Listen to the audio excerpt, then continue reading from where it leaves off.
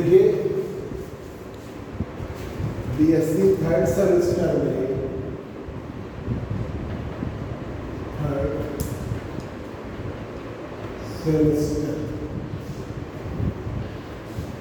जो BSc second year के paper होते थे वही है। पार्ट ए में है इलेक्ट्रोमैग्नेटिक थ्योरी।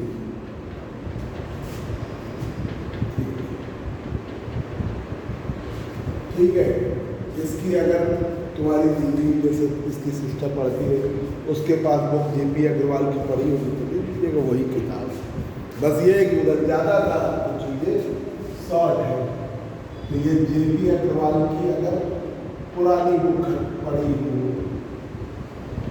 या एचपी सिन्हा की पुरानी बुक पढ़ी हो तो वही सिलेबस में पार्ट ए है। पार्ट बी है physical optics and laser. Physical optics and laser तो पार्ट ए बी में है फिजिकल ऑप्टिक्स एंड लेजर। इसकी भी आपकी जेपी अग्रवाल प्रगति प्रकाशन की पुरानी किताब पढ़ी हो तो वो ले लीजिएगा। कृष्णा पब्लिकेशन की पुरानी किताब पढ़ी हो तो वो ले लीजिएगा। अगर हमसे सेकेंड ईयर पढ़ा है आपके भाई ने तो ब्रिजलाल एंड सुब्रमण्यम की पुरानी किताब पढ़ी तो वो ले सकते हो।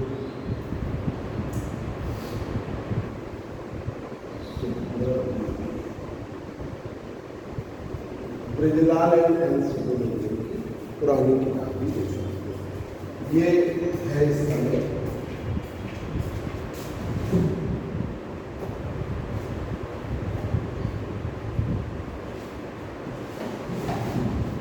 तो आज फर्स्ट डे है और ये बुकें अभी आई नहीं है, आएगी तो प्रगति प्रकाशन की किताब आएगी, प्रगति और कृष्णा की, उनमें से कोई भी आप ले लीजिएगा। अभी आई नहीं है क्योंकि कॉलेजेस की क्लासेस अभी शुरू नहीं हुई। आ गई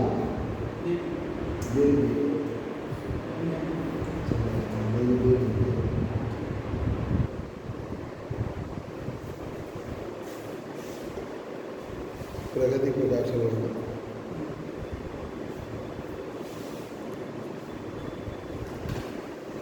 हमारे पास स्पेसिमेन अभी नहीं है तो कॉलेजेस में क्लासेस शुरू नहीं हुई। आज समझो पहले दिन हमने एक बार और फ़ोन करवाया था तो बच्चे आए नहीं, तो फिर हमने कहा त्यौहार के बाद ही करते। ये है बच्चों पेपरों के नाम। ठीक है, तुम्हारे पास मेरे हिसाब से पुरानी पड़ी होगी तो ले लेना कोई। देखिए लेसन हम पार्ट बी पढ़ा रहे हैं। Part B physical optics and laser. इसमें 3 लेसन ऑप्टिक्स के हैं, एक लेसन लेजर का है। पहला लेसन है इंटरफेरेंस का, इंटरफेरेंस ऑफ लाइट। दूसरा लेसन है डिफ्रैक्शन ऑफ लाइट। तीसरा है पोलराइजेशन ऑफ लाइट और चौथा है आपका लेजर। ठीक है, वही लेजर क्या होते हैं, कैसे एमिट होते हैं। रूबी लेजर है, हीलियम नियॉन लेजर है, ये आपके सॉलिड स्टेट लेजर है, आपका सेमी कंडक्टर लेजर है, ये सब है। अब भाई बच्चों अभी जो खबर है क्योंकि पिछले बार कोविड की वजह से उन्होंने जो सेकेंड सेमेस्टर था वो भी मतलब रिजल्ट निकाल तो नहीं पा रहे। काफ़ी बहुत पहले चेक हो चुके हैं, अब तक आ जाना चाहिए था पर प्रैक्टिकल नहीं हो पाए, है ना। तो अब आना ही है, तुम लोग का रिजल्ट किसी भी दिन बहुत जल्दी आ पर पिछले में कोविड की वजह से सब लेट लतीफ़ रहा, और जो मतलब सभी यूनिवर्सिटीज़ का रूल है उसके अकॉर्डिंग जो आपके, अब वो उसको फॉलो अप नहीं कर रहे हो बात अलग है, उसके अकॉर्डिंग जितने भी सेमेस्टर हैं उनके जो मेजर सब्जेक्ट हैं उनको सब्जेक्टिव होना चाहिए, और जो ये आपको नहीं होते हैं, जो आपका माइनर है, जो वोकेशनल है, और जो आपका एक ज़बरदस्ती का है, बाजरा फूड एंड न्यूट्रिशन का पिछले साल वो मेडिकल वाला था, अब इसमें भी कोई ना कोई होगा, तो वो ऑब्जेक्टिव होनी चाहिए। अब यूनिवर्सिटी इस चीज़ को इस बार अगर फॉलो अप करती है तो सब्जेक्टिव कराएगी, अगर वो यही करती है कि भाई जल्दी रिजल्ट निकालना है, ये निकालना है, वो निकालना, तो ठीक है। तो पहला फिर तीसरा ऑब्जेक्टिव होगा और नेक्स्ट वाला सब्जेक्टिव होगा, ये है जो, तो वो अभी डिसीजन अभी कुछ है नहीं, वो परीक्षा समिति की मीटिंग होगी तब मैं बता दूँगा। तो अभी तो हम दोनों के टॉपिक आपको बता देंगे, ठीक है। देखिए सुपर लेसन करेगा, lesson first, unit first, 8 unit आपको पढ़नी है। लेसन फर्स्ट, यूनिट फर्स्ट आपका है interference of light, interference of light. तो अभी दोनों के अकॉर्डिंग बता दे रहे हैं, कोई दिक्कत नहीं है। इंटरफेरेंस ऑफ लाइट ये लेसन का नाम। तो इंटरफेरेंस पढ़ने से पहले आपको सुपरपोजिशन पढ़ना जरूरी है। सुपरपोजिशन प्रिंसिपल हिंदी में बोलते हैं अध्यारोपण का सिद्धांत। जब दो लाइट बीम एक ही डायरेक्शन में ट्रेवल करेंगी तो वो ओवरलैप करेंगी, ठीक है।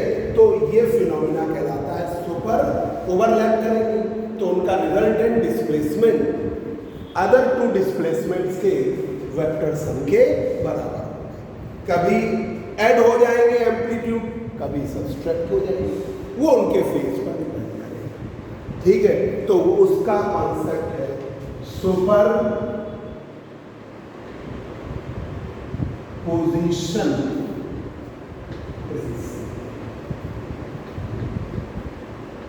हिंदी में कहते हैं अध्यारोपण का सिद्धांत, अध्यारोपण का सिद्धांत।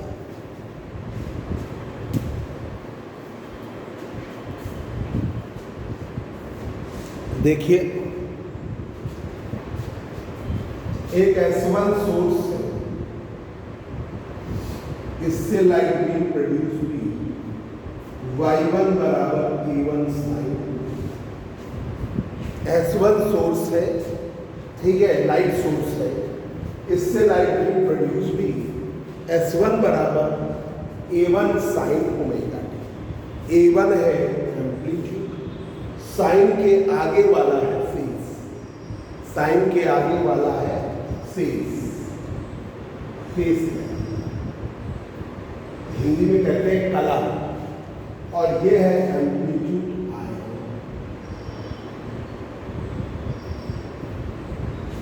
दूसरा सोर्स है S2, इससे लाइट बीम प्रोड्यूस हुई Y2 बराबर A2 sine omega t plus. इसके फेज में जो अंतर है भाई, इसका फेज है ओमेगा टी, इसका फेज है ओमेगा टी प्लस फाइव, तो ये आपका फाइव हो गया फेज डिफरेंस, फेज डिफरेंस आपका फाइव, कलांतर आपका फाइव, ठीक है। जो कलांतर है वो फाइव। तो देखिए दो लाइट बीम है, सेम फ्रीक्वेंसी की, ट्रेवल कर रही है same direction. When two light beams of same frequency travelling in same direction में ट्रेवल कर रही है। अगर फ्रीक्वेंसी वेरिएट कर दो तो फेज का वो डिफरेंस आ जाएगा जो कॉमन होगा।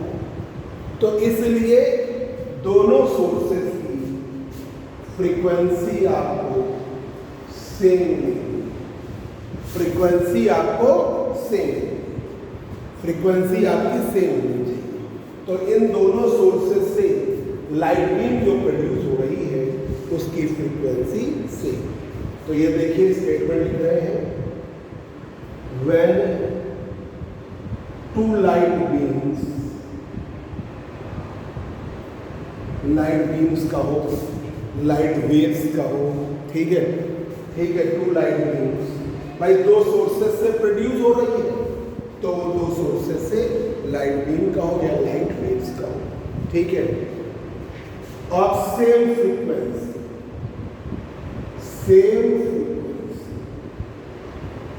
फ्रीक्वेंसी क्या है? सेम, आवृत्ति आपकी same, of same frequency, travelling in same direction, traveling in same direction.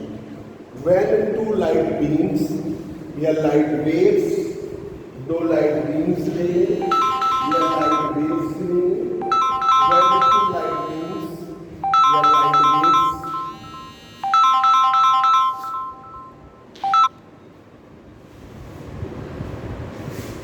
when two light beams और light waves कितने बजे छूट जाते हो सर? 8 बजे, 15 मिनट लगेगा आने में, 7:15 तक आ जाए। क्यों?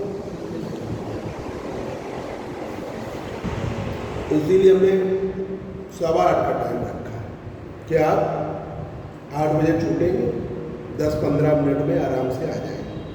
हम पढ़ा देंगे, जो बच्चे केमिस्ट्री लेंगे, पढ़ना चाहेंगे तो वो 9:15 बजे से केमिस्ट्री करा देंगे, तो वो आपका दोनों एक ही क्रम में।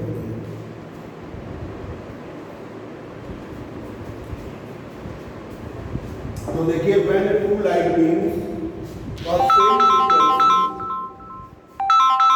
traveling in same direction,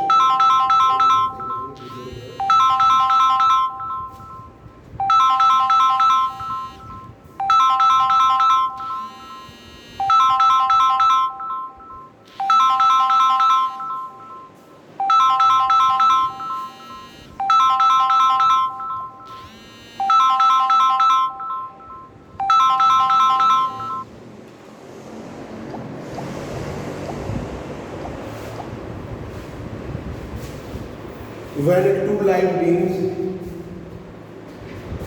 of same frequency traveling in same direction, दो लाइट बीम्स हैं, लाइट वेव्स हैं, ऑफ सेम फ्रीक्वेंसी, समान आवृत्ति, ट्रेवल कर रही है same direction, travelling in same. Hello Rahul, अरे वो हम क्लास में बात कर रहे हैं, तो मोबाइल, हाँ बताइए, वो प्रैक्टिकल के लिए फोन करेंगे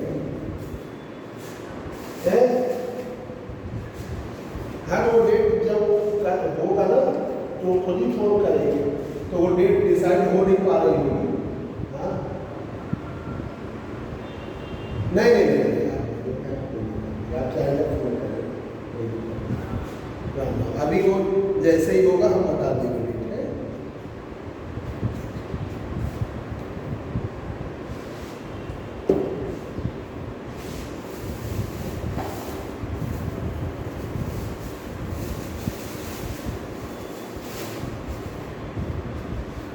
When two light beams या light waves of same frequency traveling in same direction, travel कर रही है same, दो प्रकाश तरंगें या दो प्रकाश बीम एक ही दिशा में संचरित हो रही है, ट्रेवल कर रही है, ठीक है, travelling in same direction and overlap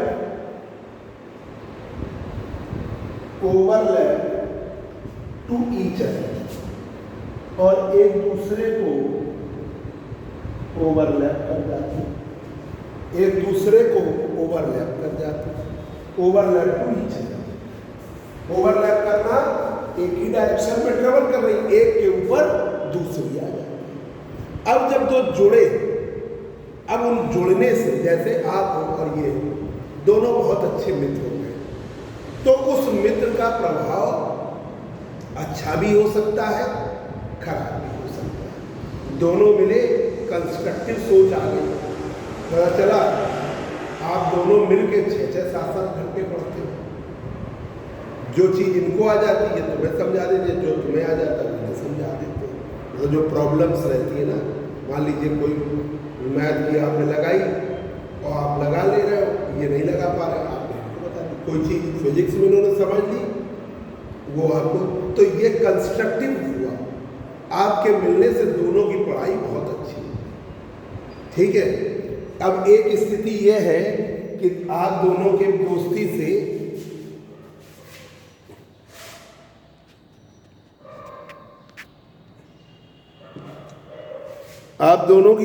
से ये हो गया कि टाइम वेस्ट होने लगा, पता चला पिक्चरें देखने जाने लगे, ठीक है, इधर उधर मूवमेंट बहुत बढ़ गया, तो नुकसान भी हो सकता है।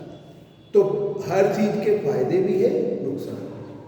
वैसे ही है, 2 light beams travelling in same direction.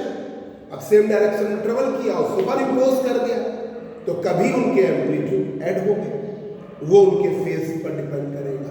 कभी उनके एम्पलीट्यूड सब्सट्रैक्ट होंगे, वो उनके फेज पर डिपेंड करेगा। भाई एक लाइट बीम आई, उसने 5 सेंटीमीटर का डिस्प्लेसमेंट लेकर आई, एक लाइट बीम आई 3 सेंटीमीटर का डिस्प्लेसमेंट लेकर आई, एम्पलीट्यूड उसका 3 सेंटीमीटर। अब कभी एम्पलीट्यूड जुड़ गए तो रिजल्टेंट एम्पलीट्यूड हो गया 5 + 3, कहीं एम्पलीट्यूड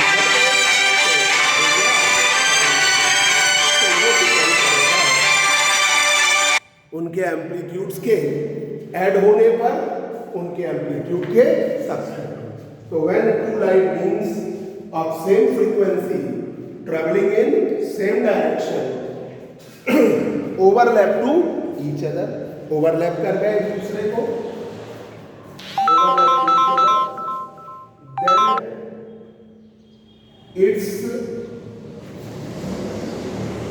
रिजल्टेंट डिस्प्लेसमेंट, तो उनका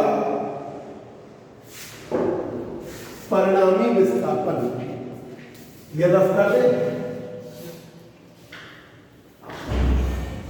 पुरानी लेना हो तो घर में भाई बहन की पढ़ी तो उससे चल जाएगा, और नई लेना हो तो प्रगति या कृष्ण, ठीक है।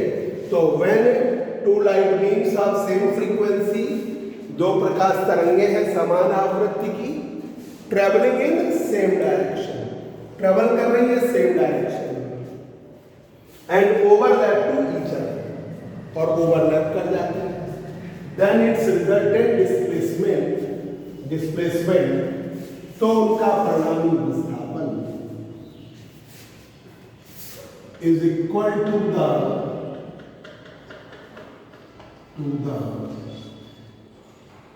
वेक्टर sum of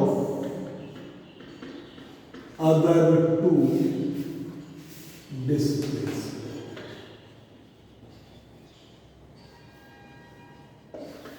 तो उनका रिजल्टेंट डिस्प्लेसमेंट अदर 2 डिस्प्लेसमेंट्स के वेक्टर सम के बराबर होता है। तो उनका रिजल्टेंट डिस्प्लेसमेंट y जो है y1 + 1, वेक्टर सम का हो या अलजेब्रिक सम का हो, ठीक है, वेक्टर सम या अलजेब्रिक सम के बराबर होता है। y बराबर y1 + y2, या मैग्नीट्यूड में ऐसे दिखा सकते हो,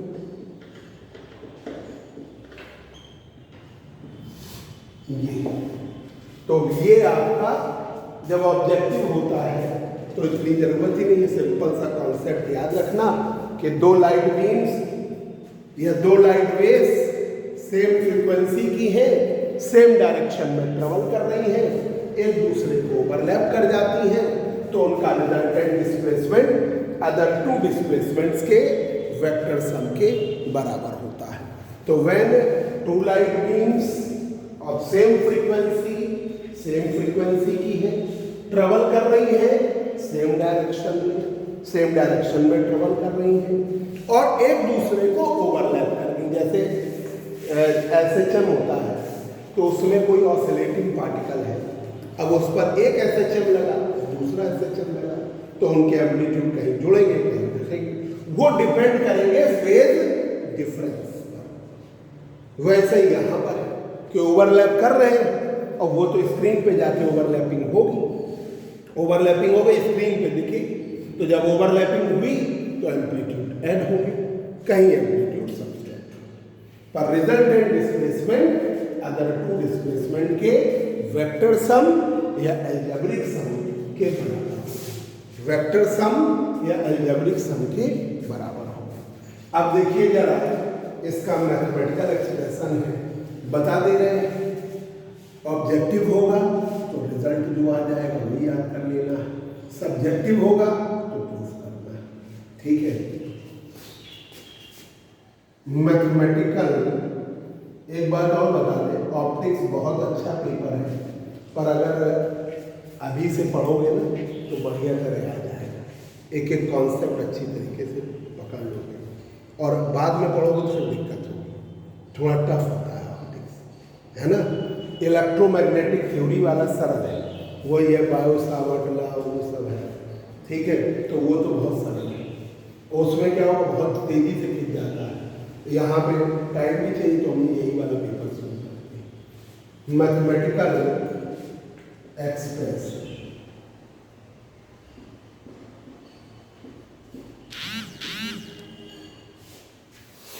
अब लाइट बीम को, लाइट बीम क्या है, इलेक्ट्रोमैग्नेटिक वेव से, तो लाइट बीम को एसएचएम से ही दिखाते हैं, उसकी भी इक्वेशन सिंपल हार्मोनिक मोशन से ही हम लेंगे।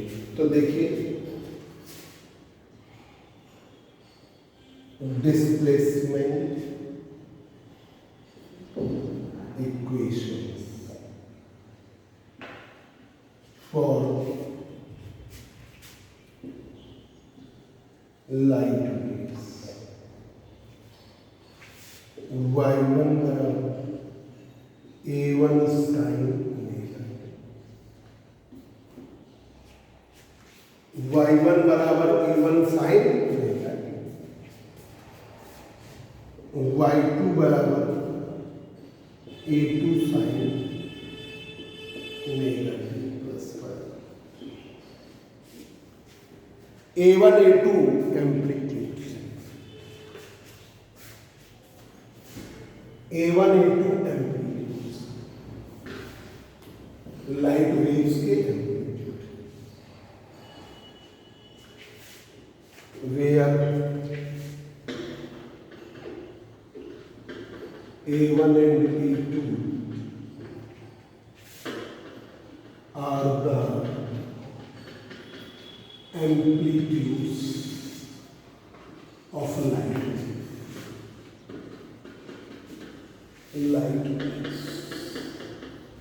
A1 and A2 are the amplitudes of light. अब लगाइए सुपरपोजिशन प्रिंसिपल, y बराबर y1 plus 1,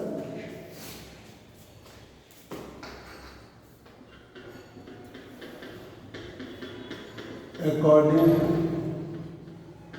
superposition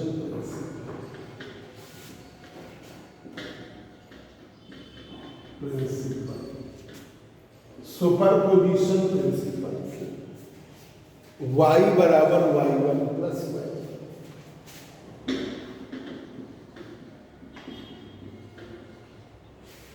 resultant displacement other two displacement के वेक्टर सम के बराबर है। इस फिनोमिना को हम क्या कहते हैं, सुपरपोजिशन प्रिंसिपल। इसमें लिखा नहीं is equal to the vector sum of other two displacement, such type of phenomena of light is known as superposition.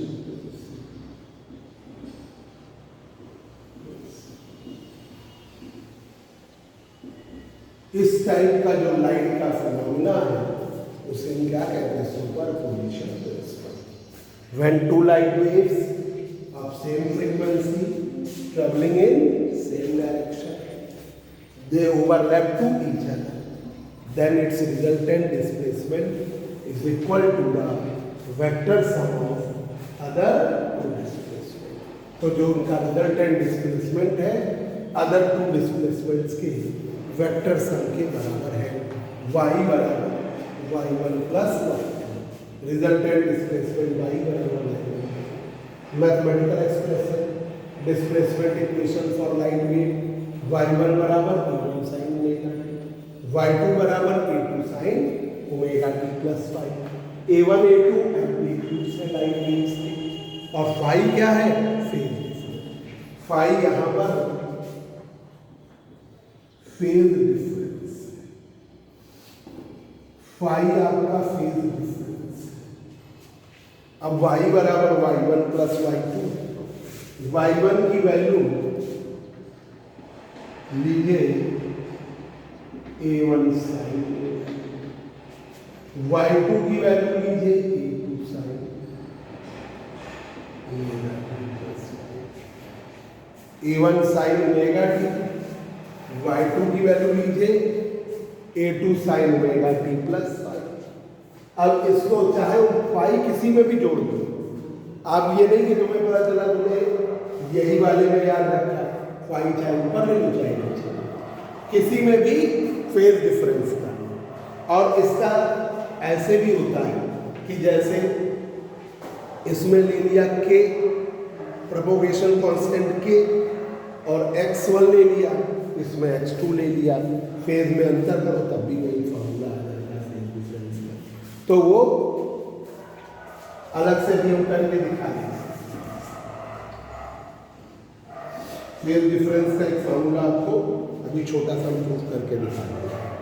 अब यहाँ पर y बराबर है a1 sin omega t, a2 sin omega t cos phi, cos omega t ये equation y बराबर a1 sin omega t, a2 sin omega t cos phi, cos omega t sin phi. तो ये formula कौन सा है? Sine a plus B. जिस बच्चे को ना याद हो, sine a plus B, sine a cos b, cos b sine b। ये है कॉस ए साइन बी, उल्टा लिखते हैं, sine a plus B, sine a cos b, cos a sine b या साइन b, है ना, उल्टा लिखते हैं, है ना। तो साइन a प्लस बी का फॉर्मूला लगाया, sine omega t cos phi, cos omega t sine. तो ये हो गया साइन a प्लस बी का sine a cos b cos a sine, वही लगाया है। तो ये फॉर्मूला लगाया है बच्चों। अब यहां पर y बराबर a1 sine omega t, a2 sine omega t cos phi, a2 cos omega t sine phi, a2 cos omega t sine. ठीक है, तो यहां पर साइन ओमेगा टी वाला अलग ले लीजिए कॉमन, ये क्वेश्चन आ गया। साइन ओमेगा टी वाला अलग ले लीजिए, a1 plus a2 cos, a2 sine phi cos omega.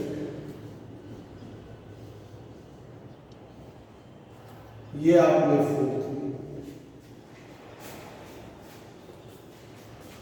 अब यहां पर ये रफ करना है,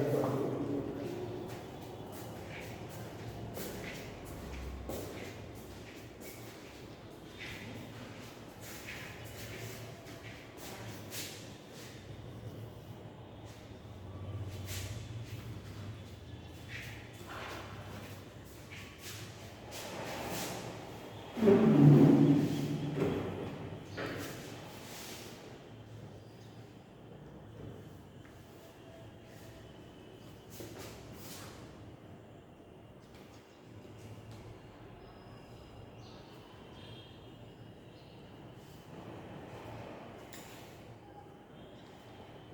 में कब से चल रहा है? पेपर के बाद 25 तारीख से अच्छे से शुरू कर रहे हैं। कितने बच्चे आ रहे हैं? कम है, अभी कितने आ रहे हैं? अभी 11 बना है।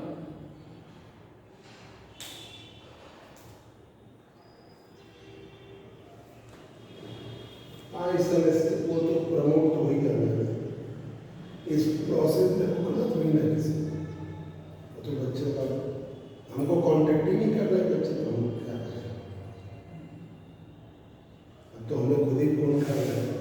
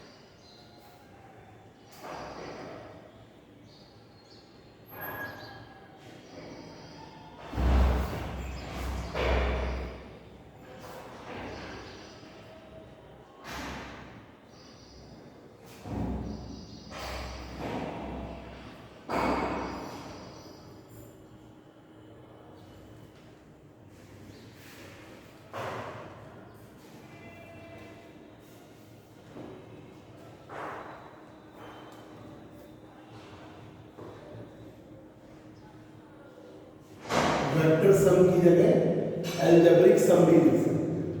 वेक्टर सम और एल्जेब्रिक सम दोनों लग सकता है। वेक्टर सम या एल्जेब्रिक सम।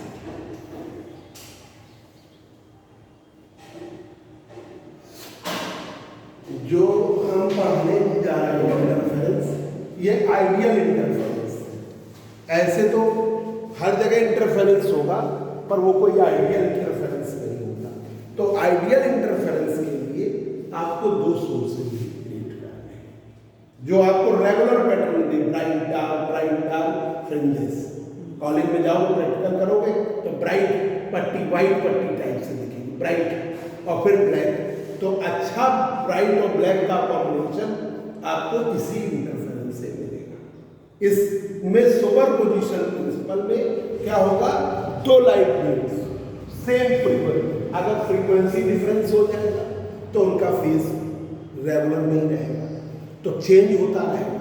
तो आपको रेगुलर पैटर्न नहीं मिलेगा जो आप चाहते हो प्रॉपर मिलेगा। इंटरफेरेंस तो हो रहा है, धुंधला धुंधला हो रहा है, कहीं कुछ पता ही नहीं। फ्रिंज विड्थ प्रॉपर नहीं मिलेगी। तो हम आपको लिखवाएंगे अभी आगे कि ये जो इंटरफेरेंस है, ये जो हम पढ़ाने जा रहे हैं, वो आइडियल इंटरफेरेंस है। आइडियल इंटरफेरेंस के लिए लाइट सोर्सेस क्या होने चाहिए, कोहेरेंट होने चाहिए। और कोहेरेंट लाइट सोर्सेस का मतलब उनका फेज डिफरेंस टाइम वेरिंग ना हो, अपने आप ना बदले, एकदम सर्टेन वे में बदलेगा पर एक फिक्स वे में बदलेगा। ठीक है, तो आप जरा देखिए, दो लाइट बीम्स हैं, अभी याद कर लो, two light beams of same frequency travelling in same direction. Two light beams of same frequency traveling in same direction and they overlap to each other, overlap कर जाती हैं, तो उनका resultant displacement other two displacement के vector sum के बराबर होता है। Then its resultant displacement is equal to the vector sum of other two displacement. When two light beams या two light waves of same frequency travelling in same direction, they overlap to each other. एक ही direction में travel कर रही हैं, एक दूसरे को ओवरलैप कर जा रहे हैं, और ओवरलैप कर जा रही हैं तो उनका परिणामी विस्थापन अदर टू डिस्प्लेसमेंट के वेक्टर्स के बराबर है। तो व्हेन टू लाइट बीम्स या two light waves of same frequency travelling in same direction, they overlap to each other, overlap कर जाती हैं, सुपर इम्पोज कर जाती हैं, तो उनका परिणामी विस्थापन अदर टू डिस्प्लेसमेंट के वेक्टर सम के बराबर होता है। y बराबर y1 plus y2 vector sum है, तो वेक्टर सम में जनरल वे में डिस्प्लेसमेंट आपके ऐड कर दिए आपने, पर वो डिपेंड तो करेगा फेज के अकॉर्डिंग, जैसा फेज होगा उसके अकॉर्डिंग एम्पलीट्यूड्स ऐड होंगे सबस्ट्रेट। ठीक है, जैसे एक पार्टिकल है या कोई वेवलेट है, वेवलेट जैसे वेव ट्रेवल करती है तो वहाँ पे जो कण होता है उसे वेवलेट कहते हैं। अब जैसे वेव ट्रेवल कर रही है तो आप जैसे हम बोलते हैं साउंड वेव है, तो साउंड वेव में वेव ट्रेवल कर रही तो मीडियम के पार्टिकल ऑसिलेट कर रहे हैं, पर लाइट में नहीं कर रहे हैं। लाइट का अलग वेव का प्रोपोगेशन है, तो लाइट के प्रोपोगेशन में ये माना गया है कि वो वेव फ्रंट के फॉर्म में ट्रेवल करती है, कि एक वेव फ्रंट लाइट ट्रेवल की किसी सोर्स से, मान लीजिए ट्यूबलाइट से, तो इसके चारों तरफ एक फेज बन जाएगा, एक इमेजिनरी सरफेस, उसे कहेंगे वेव फ्रंट। ठीक है, हिंदी में कहते हैं तरंगार। और जो उसमें कण होता है, मतलब उसमें जो ऑसिलेटिंग पार्टिकल जो होगा वो पार्टिकल नहीं कहलाएगा, वेवलेट कहलाएगा। तो वो जो वेवलेट होती है उस पर दो वेव्स आई और ओवरलैप करी, तो जब ओवरलैप करी तो उनके एम्पलीट्यूड कभी ऐड होंगे कभी एम्पलीट्यूड सब्सट्रैक्ट होंगे, वो डिपेंड करेगा फेज। तो ये सिंपल कॉन्सेप्ट आज याद कर लीजिए। Resultant displacement other two displacement के वेक्टर सम या अलजेब्रिक सम के बराबर है। वेक्टर सम या अलजेब्रिक सम के बराबर है y बराबर y1 प्लस y2।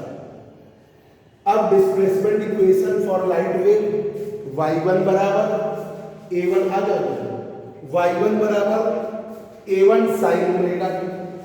दूसरी लाइट वेव्स के लिए y2 बराबर a2 sine omega t plus five, y1 बराबर a1 साइन ओमेगा टी और y2 बराबर a2 sine omega t plus five.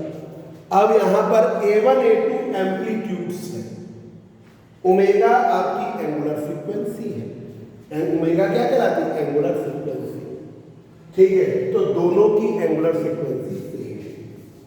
Phase में जो अंतर है वो है फेज डिफरेंस। भाई साइन के आगे का जो एंगल होता है वो कहलाता है फेज, हिंदी में कहते हैं कला। तुम लोग इंग्लिश मीडियम में तो जरूरत नहीं है, जो ऑनलाइन पढ़ रहे हैं उनके लिए। तो साइन के आगे का angle omega T that is phase, इसकी फेज ओमेगा टी है और इसकी फेज में ओमेगा टी प्लस फाइव, तो फाइव आपका फेज डिफरेंस है। ठीक है, तो a1 a2 एम्पलीट्यूड है लाइट वेव्स के, फाइव है फेज डिफरेंस। अब ये ट्रेवल कर रही है, सुपर इम्पोज कर रही है, तो y बराबर y1 plus y2। Resultant displacement other two displacements के वेक्टर सम के बराबर है। Resultant displacement other two displacements के वेक्टर सम के बराबर है। तो y बराबर a1 साइन ओमेगा टी और ये a2 sine omega t plus a1 sine omega t, a2 sine omega t cos phi, cos omega t sine, sine A plus B का formula. Rishabh formula याद है? Sine A plus B, sine A cos B, cos A sine B, यही formula याद आएगा। तुम्हें नहीं पढ़ना, तुम्हें बस फॉर्मूला याद करना। तो यहाँ पर y बराबर a1 sine omega t, a2 sine omega t cos five, a2 cos omega t sine five. अब यहाँ पर साइन ओमेगा टी बाहर ले लिया, a1 plus a2 cos five, a2 sine five अलग कर लिया, कॉस ओमेगा टी। अब देखिए बैटरी खराब हो गई है, अब एक दो दिन में चेंज करा देंगे। आज तुम लोगों को दिक्कत हुई है, अभी तक चल नहीं रही थी और लाइट आ जा रही तो ध्यान नहीं दिया, तो कल आज ही कहते हैं। ठीक है,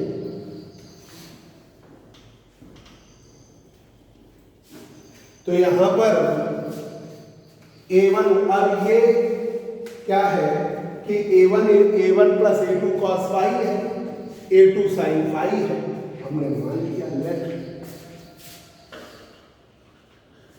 a1 plus a2 cos phi को a cos theta, A cos theta और A2 साइन फाई को A sine theta, A2 sine phi को ए साइन थीटा मानते हैं। तो capital A resultant amplitude, capital theta resultant phase difference, capital A resultant amplitude. मान लिया जब दो वेव्स ओवरलैप कर रही हैं तो रिजल्टेंट एम्पलीट्यूड कैपिटल ए और capital theta resultant phase difference, resultant phase. भाई जैसे दो वेव्स हैं ओवरलैप करी, अगर उनकी इक्वेशन वैसी ही आए तब तो तुम कुछ बता पाओगे। अगर उसकी इक्वेशन का फॉर्म अलग आ जाएगा तो आप कुछ नहीं कह सकते। ठीक है, आप पढ़ने में अच्छे हो, आप हमारी बात मानते हो, तो भी तो हम आपको टाइट कर सकते हैं, आपको समझा सकते हैं, क्योंकि आप हमारे कंट्रोल में हो। हम जैसा चाह रहे हैं वैसा आप कर सकते हैं। ठीक है, आप गार्जियन के कंट्रोल में, गार्जियन तभी तक आपको समझा सकता है ना, क्योंकि जितनी एनर्जी आपके पास उससे ज़्यादा कम एनर्जी है मेरे पास, पावर जितनी, क्योंकि युवा हो, सबसे ज़्यादा आपके पास एनर्जी है ना। हम लोग की बात मान रहे हो इसलिए हम आपको समझा देते हैं। कुछ टीचर पीट भी देते हैं बच्चों को, तो पीट तो तभी सकते जब तक वो बच्चा आपका सम्मान कर रहा है, जब तक आपकी बात मान रहा है। अगर वो मान लीजिए आपने उठाया डंडा, उसने पकड़ लिया कि आप गुरुजी छुओगे नहीं, तो फिर नहीं टीचर कुछ कर सकता है। डिग्री कॉलेज में यही होता है, जैसे इंटर कॉलेज में देखते हो टीचर है बहुत टाइट रखते हैं, पिटाई भी कर देते हैं। डिग्री कॉलेज में क्या होता है कि अगर जैसे टीचर ने ज़्यादा उल्टा सीधा किया तो 10-15 बच्चे इकट्ठे हो गए, सर की पिटाई हो गई। ऐसा SD कॉलेज में कई टीचरों के साथ हुआ। फिजिक्स वाली, केमिस्ट्री में वहाँ पे देखिए ऐसा होता है ना कि जब आप बच्चे के साथ कुछ करते हो तो आप उस पर अधिकार रहता है। आपके गार्जियन आपको पढ़ा रहे हैं, आपका फ्यूचर के विषय में सोच रहे हैं, तो उनका पूरा अधिकार आप पर है। अब आप अधिकार तो बनाना चाहते हो बच्चे के ऊपर, पर अपना काम कर नहीं रहे हो। अपना काम इन द सेंस आप क्लास लेनी, आप क्लास लोगे नहीं, उसमें बच्चे को जलील करोगे। आप जितना जलील कर दोगे अगले टर्म में वो आएगा, हो रहा है ना। यही DAV की पोजीशन है, यही DVS की पोजीशन, यही सब जगह की है कि शुरुआत में टाइम टेबल बना, कुछ दिन टीचर ने पढ़ाया, ठीक है, DAV, DVS, SD, यहाँ तक अब तो क्राइस्ट चर्च BC श्रेणी में आ गया, ठीक है। PPN में भी बहुत वैसा नहीं पढ़ा रहे जैसा पढ़ाना चाहिए। वैसे पढ़ाने का सिस्टम ये होता है कि आप प्रॉपर बच्चे को काम कराओ जिम्मेदारी से, तो वो जिम्मेदारी का तो निर्वहन कर नहीं रहे हो और तुम बच्चे को पिटाई करना चाह रहे हो, तो उल्टा ही होगा ना। अब हमारे यहाँ हम अपने कॉलेज में पढ़ाते हैं बच्चों के साथ, कॉलेज में भी वैसे ही पढ़ाते हैं जैसे कोचिंग में पढ़ाते हैं। तो हम अपने बच्चे को, हमें मालूम है BSc वाले बच्चे को हम टाइट कर देंगे, वो हमारी बात मान लेगा, पर अपनी मर्यादा में रहेगी, उसका नुकसान ना करें, तब वो बात हमारी मान लेगी। अब BCom वाले को हम पढ़ाते नहीं, तो BCom वाले को हम नहीं टाइट करेंगे, क्योंकि वो हमारी परिक्षेत्र में नहीं आता है ना। तो हर चीज की एक लिमिटेशंस है, उस लिमिटेशंस के अंतर्गत ही चलता है, और वो फॉर्म ही उसी तरीके का फॉलोअप होना चाहिए। तो जो लाइट वेव्स थी उसका फॉर्म इस टाइप का है, SHM का फॉर्म, ये देखिए SHM का फॉर्म।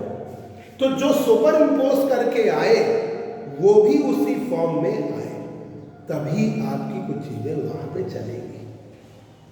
अब वो ओवरलैपिंग कायदे से हो ही नहीं रही है, तो आप कहां से उस पर ओवरलैप आप एनालिसिस करोगे।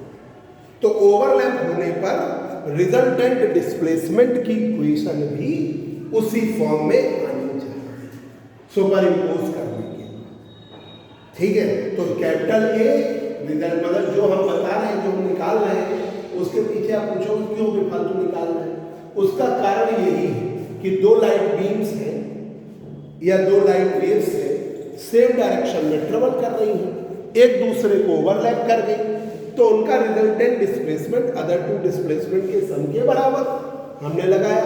तो जब ओवरलैप कर गई तो उनका फॉर्म वैसा ही बनना चाहिए जैसा पहले था, एसएचएम का।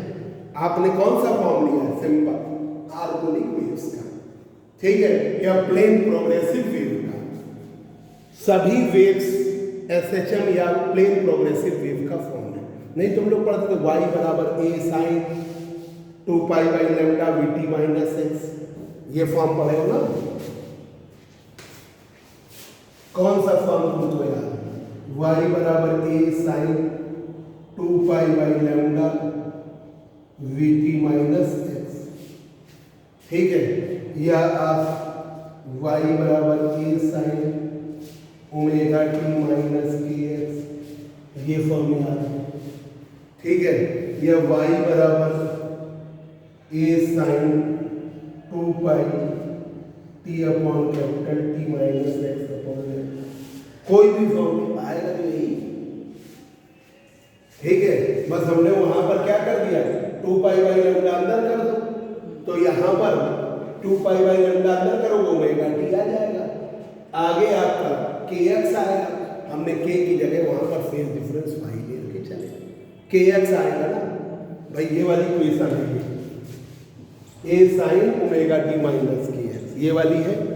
इसी में ये वाला के एक्स से फेज डिफरेंस आए भाई, एक लाइट वेव है वो हमने ले लिया y1 बराबर a1 sine omega t minus k1 x minus के एक्स, और y2 बराबर a2 sine omega t minus के एक्स, ये है, ठीक है। इन दोनों में ये वाला के x1 और ये वाला के x2, ठीक है। तो k की वैल्यू क्या होती है? 2 पाई बाई लैम्डा। तो आपका इनको घटा लो जरा, फेज को, फेज डिफरेंस घटा लो, phase difference omega t minus के एक्स, इससे घटा लो के x1, ये इस वाले से ओमेगा टी माइनस के X minus omega t minus plus K x, ये कट गया। तो क्या आ गया? के बाहर ले लीजिए, x1 minus x2, x1 minus x2 क्या हो गया? पाथ डिफरेंस, भाई पाथ है ना, डिस्टेंस है, और डिस्टेंस में अंतर क्या हो गया? पाथ डिफरेंस, तो ये हो गया पाथ डिफरेंस। और k की वैल्यू क्या होती है? 2 पाई बाई लैम्डा, ये क्या हो गया? पाथ डिफरेंस, और ये क्या है? तो वो डायरेक्ट फार्मूला यूज हो जाता है, phase difference 2 pi by lambda into path. तो ये वही हमने फेज डिफरेंस को अलग अलग ना करके के x1 और के x2 ना लेके हमने बस फेज डिफरेंस पाई किसी एक में ऐड कर दिया, ठीक है। लाइट वेव में ऐसा ही करते हैं, पर तरीका वही है, आया वही है, कोई अलग ये अलग से लिखना नहीं, ये बीच में लिखना। तो चाहे कोई लाइट वेव्स हो, कोई भी वेव्स हो, चाहे इलेक्ट्रोमैग्नेटिक वेव्स हो, चाहे लाइट वेव हो, चाहे साउंड वेव हो, वेव के लिए इक्वेशन एक ही है, प्लेन प्रोग्रेसिव वेव की इक्वेशन। और प्लेन प्रोग्रेसिव वेव में ये माना गया है कि चाहे साउंड वेव हो, चाहे इलेक्ट्रोमैग्नेटिक वेव हो, चाहे कोई भी वेव हो, लाइट वेव तो इलेक्ट्रोमैग्नेटिक वेव का ही एग्जाम्पल है, वो सब एसएचएम एग्जीक्यूट करते हैं, सिंपल हार्मोनिक मोशन एग्जीक्यूट करते हैं। तो इसका फॉर्म जो है, इसका फॉर्म जो है ओवरलैप करने के बाद वही फॉर्म आना चाहिए, वही रूप आना चाहिए, तो हमारी बात सही है। तो जो हम बता रहे हैं वो चीजें एग्जिस्ट करेंगी। अब हमारा कोई कॉन्सेप्ट वहां सेट नहीं होगा तो वो नहीं कर पाएगा, ठीक है। अब देखिएगा, ये रफ कर दें, ये सिर्फ समझाने के लिए था, और एक फार्मूला तुम्हें याद कराना था, phase difference 2 pi by lambda into path difference. और के क्या कहलाता है? प्रोपगेशन कांस्टेंट, के है प्रोपगेशन कांस्टेंट, के की वैल्यू है 2 पाई बाई लैम्डा। ऋषभ जरा ये खिड़की खोल दो, बस अभी इनको बढ़ा दो, और तो ये मेरे कहने का ये मतलब है कि सभी वेव्स प्लेन प्रोग्रेसिव वेव, ऊपर देखो अब तो सभी वेव प्लेन प्रोग्रेसिव वेव का फॉर्म फॉलो अप कर रही है, एसएचएम फॉलो अप कर रही है, तो रिजल्टेंट भी एसएचएम फॉलो अप करेगा। तो y बराबर y1 प्लस y2, y1 की वैल्यू है a1 sine omega T, y2 की वैल्यू है a2 sine omega t plus 5। ठीक है, ओवरलैप कराया, दोनों को ऐड कर दिया। ठीक है, ये बना जाए, इसका खोल दिया, एक्सपेंशन कर दिया, a1 sine omega t, a2 sine omega t cos 5, a2 cos omega t sine 5, sine omega t बाहर ले लिया, a1 plus a2 cos 5, a2 sine 5 cos omega t. Rough कर देंगे, इसे समझाने के लिए था।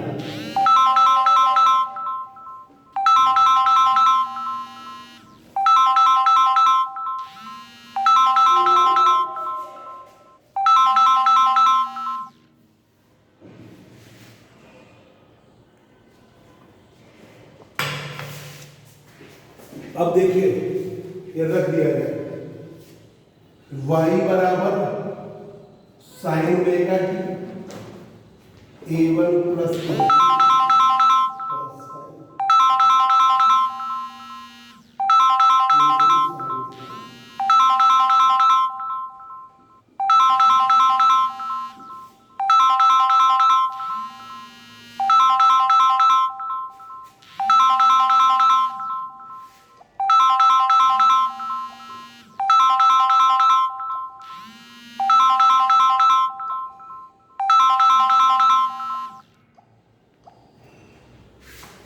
ठीक है। अब a1 प्लस a2 कॉस, ये रख दीजिए a कॉस थीटा, इधर रख दीजिए a साइन। हेलो, हाँ बोलो बेटा। हाँ मखान साहब बोल रहे हैं, हाँ बोलो। हाँ, अरे बेटा आपने फोन किया ना हमारे, अखंड सर बोल रहे हैं।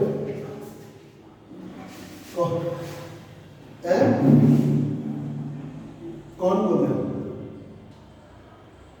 अच्छा अच्छा, किस लिए आना है? एडमिशन क्लास लेनी है, एडमिशन।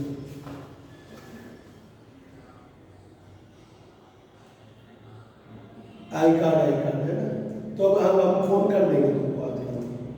ठीक है ठीक है, हाँ तो अब क्योंकि आई कार्ड अभी वो बड़ा बाबू आ गया ना, तो आई कार्ड आज ना मिल पा, अगर आज आ जाए तो हम कल बता देंगे। ठीक, हाँ क्लास भी शुरू हो गई। क्या क्या सब्जेक्ट है? Physics, chemistry, math. हाँ तो आ जाओ, 11:30 कोई केमिस्ट्री लगेगी, फिर मैथ लगेगी, फिर फिजिक्स लगेगी,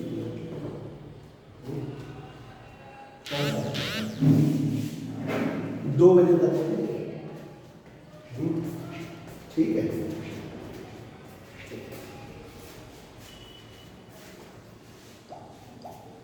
अब देखिए a साइन थीटा कॉस, अब आपने a बाहर लिया, साइन ओमेगा टी कॉस,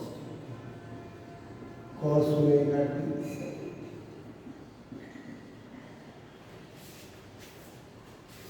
तो y बराबर a sine omega t plus, ये डिस्प्लेसमेंट इक्वेशन है, resultant. This is the displacement equation of resultant wave. ये परिणामी तरंग का विस्थापन समीकरण। ठीक है, तो इसे क्या मान लिया? a cos थीटा, इसे क्या मान लिया? a sin theta. ए है रिजल्टेंट एम्पलीट्यूड, थीटा है रिजल्टेंट, ठीक है। This is the displacement equation of resultant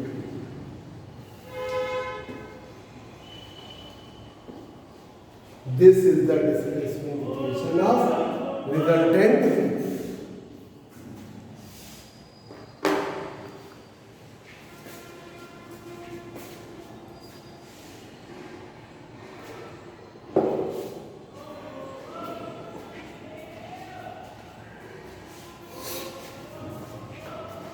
अब आइए बच्चों,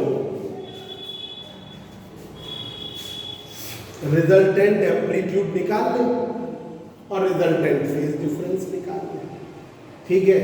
ये नोट कर लो, फेयर कॉपी बना लें। हाँ ठीक है। देखिए, तो जैसे ऑब्जेक्टिव होता तो बस हम ये बता देते, जब सुपर इम्पोज करेंगे तो रिजल्टेंट डिस्प्लेसमेंट इक्वेशन वही फॉर्म फॉलो करेगी। ए रिजल्टेंट एम्पलीट्यूड होगा sign omega t plus theta, theta resultant phase, ठीक है। सुपरपोजिशन प्रिंसिपल y बराबर y1 प्लस y2, मैक्सिमम और मिनिमम एम्पलीट्यूड फेज डिफरेंस बता देंगे, ठीक है। तो ऑब्जेक्टिव होगा तो फिर सिर्फ रिजल्ट, ऑब्जेक्टिव के लिए ये रिजल्ट याद करना है, अभी बाकी रिजल्ट पता चला है, ठीक है। ये ऑब्जेक्टिव अब स्क्वायर करिए और ऐड करिए 5 और 6, तो रिजल्टेंट एम्पलीट्यूड आता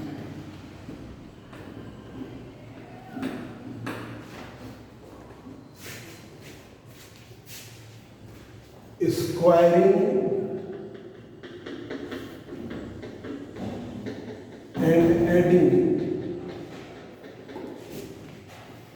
इक्वेशन 5 एंड इक्वेशन 6, 5 और 6 को स्क्वायर करिए और ऐड करिए, तो a1 plus a2 cos phi का whole square,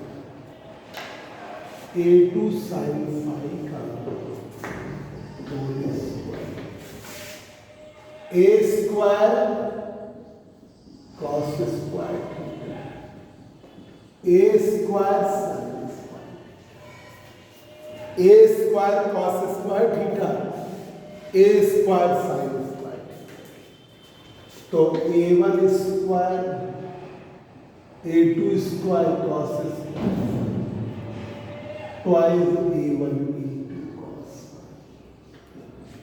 a2 square sin square capital A square cos square theta plus sin square, cos square theta plus sin square theta, ये हो गया, ठीक है। 1 हो गया, कैपिटल A स्क्वायर इधर लिख दे रहे a1 स्क्वायर, ये a2 square cos square phi, a2 square sine, ये भी साथ में कर दो, cos square phi plus sine square twice a1 a2 cos,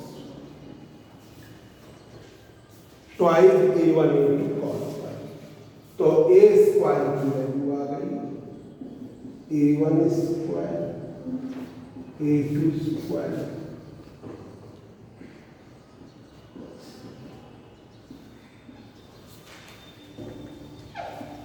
capital A square a1 square a2 square twice a1 a2 cos phi, twice a1 a2 cos, ये हो गया। ये रिजल्टेंट एम्पलीट्यूड, ठीक है, ये आपका resultant amplitude. This is the resultant amplitude,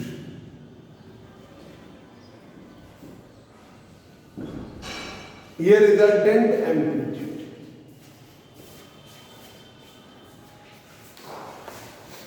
तो बात तुम लोग को दिक्कत हुई, अब अगले टर्न पे लगवा देंगे, ठीक है।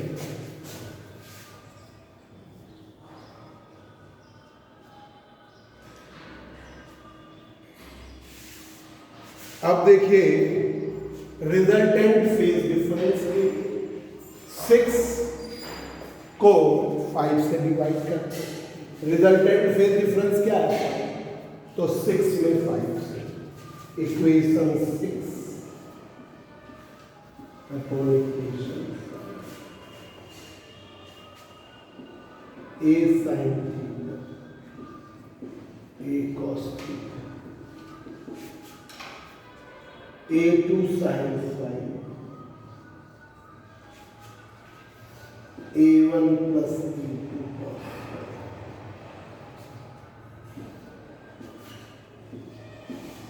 Sign theta upon cos theta क्या हो गया? tan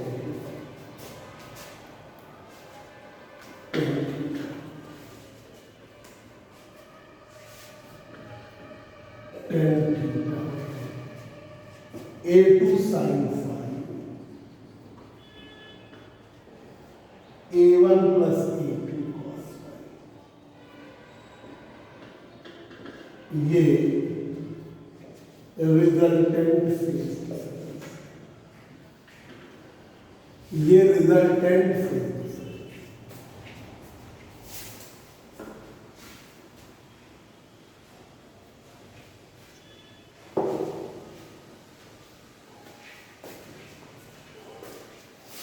This is the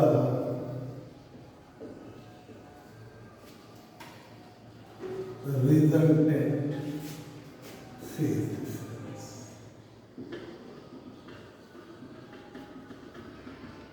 ये resultant phase difference, ठीक है। अब आइए बच्चों केस और बता दें बस दो। Maximum amplitude, minimum amplitude. तो केस फर्स्ट है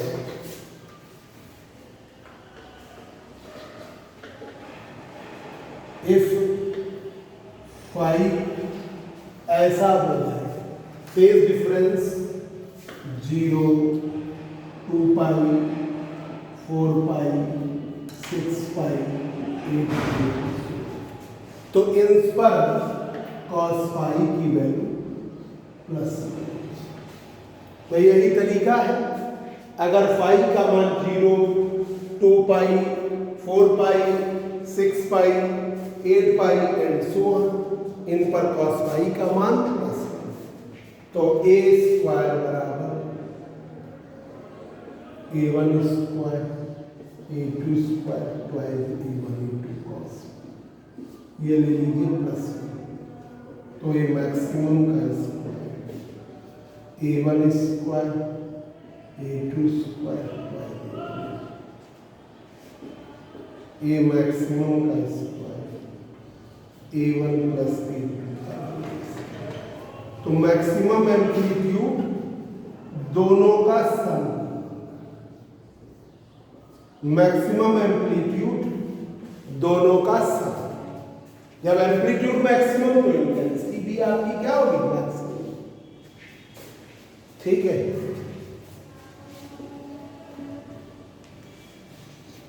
ऑब्जेक्टिव के लिए आपको ये लर्न रखना है, ठीक है, ये लर्न रखना है।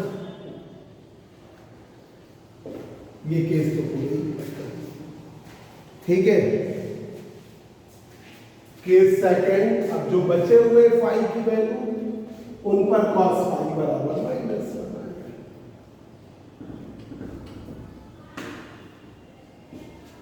फाई का मान केस सेकंड, फाई का मान पाई, 3 पाई, 5 पाई, 7 पाई, 9 पाई एंड सो ऑन, ठीक है। इन पर cos फाई की वैल्यू माइनस, cos फाई की वैल्यू माइनस। अब देखिए ए स्क्वायर बराबर A one square A two square twice A one A minimum का square A one square A two square twice A one. ठीक है, तो ये मिनिमम का स्क्वायर ए वन माइनस तो मिनिमम एम्पलीट्यूड दोनों का डिफरेंस, इन दोनों का। तो मैक्सिमम एम्पलीट्यूड में, रिजल्टेंट मैक्सिमम एम्पलीट्यूड में दोनों एम्पलीट्यूड्स ऐड हो जाएंगे और इसमें आपके सब्सट्रैक्ट हो जाएंगे। ये याद कर लेना, जब phase difference pi, 3 pi, 5 pi, 7 pi and so on odd में होगा तो ऐसा होगा, और जब फेज डिफरेंस इवन में होगा 0, 2 पाई, 4 पाई, 6 पाई एंड सो ऑन पे। ठीक है बच्चों, ये एक टॉपिक होगा और ऑब्जेक्टिव के लिए हमने कह दिया है कि ये आपको लर्न करना पड़ेगा केसेस और ये रिजल्ट। ठीक, ये केसेस लर्न करने हैं और ये रिजल्ट। ठीक है बच्चों, ये आपको करना है।